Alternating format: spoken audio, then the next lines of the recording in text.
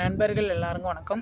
இன்றைக்கி வந்து நம்ம என்ன பார்க்கலான்னு பார்த்தீங்கன்னா, பிப்ரவரி 26 கரண்ட் அஃபேர்ஸ் வந்து நம்ம பார்க்கலாம். நம்ம சேனலில் பார்த்தீங்கன்னா டிஎன்பிசி அண்ட் டிஎன்யூஎஸ்ஆர்பிக்கு தேவையான வீடியோஸ் வந்து அப்டேட் பண்ணி கொடுத்துட்ருக்கோம்.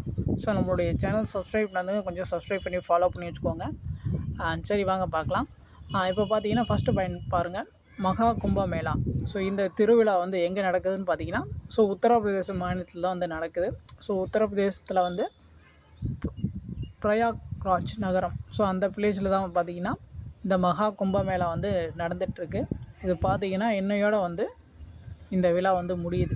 சரிங்களா? அடுத்து பாருங்கள், தொழில் முனைவோர் மாநாடு. தொழில் முனைவோருக்கான உச்சி மாநாடு. உச்சி மாநாடுனா இப்படி சொல்லுதான், இணைய வழி மாநாடு இருக்கு இல்லையா? அதுதான் வந்து சொல்கிறாங்க ஆன்லைனில். இந்த மாநாடு பார்த்திங்கன்னா சென்னை ஐஐடியில் வந்து நடக்க போகுது. எந்த டேட்லேருந்து எந்த டேட் வரைக்கும்னு பார்த்தீங்கன்னா, பிப்ரவரி 28லேருந்து மார்ச் 2 வரைக்கும் வந்து நடக்க போகுது. சரிங்களா? கேட்கலாம், தொழில் முனைவோருக்கான உச்சி மாநாடு வந்து எங்கே நடந்துச்சு அப்படின்னு சொல்லி கேட்கலாம், சென்னை ஐஐடியில். எந்த டேட்லேருந்து எந்த டேட் வரைக்கும்னு சொல்லிட்டு பார்த்துக்கோங்க. பிப்ரவரி 28லேருந்து மார்ச் 2 வரைக்கும். சரிங்களா? அதுக்கப்புறம் பார்த்திங்கன்னா, சென்னை ஐஐடியோடைய இயக்குனர் வந்து யார் அப்படின்னு சொல்லி கேட்டாங்கன்னா வி காமகோடி. அடுத்து பாருங்கள், சிறு நிறுவனங்களுக்கான எண்ம வர்த்தகம் குறித்த கருத்தரங்கம் எங்கே நடந்துச்சுன்னு பார்த்தீங்கன்னா சென்னையில் வந்து நடந்துச்சு. அடுத்து பாருங்கள், லெப்ரோஸ்கோப்பி முறை அப்படின்னா வந்து என்ன அப்படின்னு சொல்லி பார்த்தீங்கன்னா, கல்லீரல் மாற்று அறுவை சிகிச்சை முறை தான் வந்து லெப்ரோஸ்கோப்பி முறை அப்படின்னு சொல்லி சொல்லுவாங்க. அடுத்து பாருங்கள், இராணுவ கூட்டுப்பயிற்சி. இது பார்த்திங்கன்னா தர்ம கார்டியன் என்ற பெயரில் பார்த்திங்கன்னா இந்தியாவும் ஜப்பானும் வந்து இராணுவ கூட்டு பயிற்சி வந்து செய்கிறாங்க. எங்கே செய்ய போகிறாங்கன்னு பார்த்திங்கன்னா ராஜஸ்தானில் வந்து நடக்க போகுது. எப்பவுமே பார்த்திங்கன்னா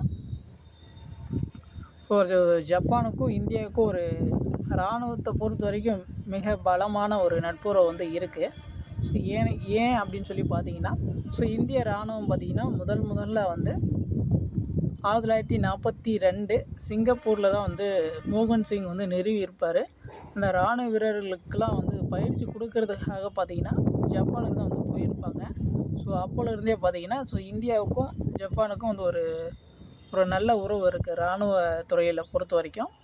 இந்த 2 நாடுகளும் பார்த்திங்கன்னா தர்ம கார்டியன் அந்த பெயரில் வந்து இராணுவ கூட்டு பயிற்சி வந்து ஒவ்வொரு வருஷமும் வந்து பயிற்சி வந்து செய்வாங்க. சரிங்களா? இந்த வருஷம் வந்து ராஜஸ்தானில் வந்து பண்ண போகிறாங்க.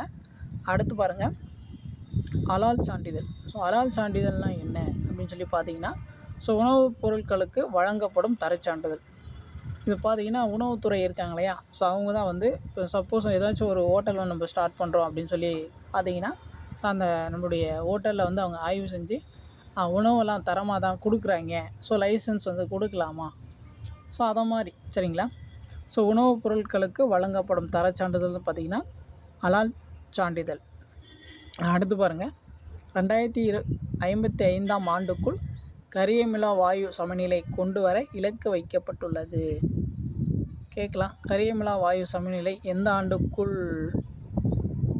சமநிலைக்கு கொண்டு வர இலக்கு வச்சுருக்காங்கன்னு கேட்கலாம். 2055. அவ்வளோதான் வந்து இன்றைக்கான கரண்ட் அஃபேர்ஸ் வந்து முடிஞ்சு. உங்களுக்கு வேறு ஏதாச்சும் டவுட் இருந்துச்சுன்னா நீங்கள் வந்து கமெண்ட் பண்ணலாம். நம்மளுடைய சேனல் சப்ஸ்கிரைப் பண்ணாதவங்க கொஞ்சம் சப்ஸ்கிரைப் பண்ணி ஃபாலோ பண்ணி வச்சுக்கோங்க. தேங்க்யூ.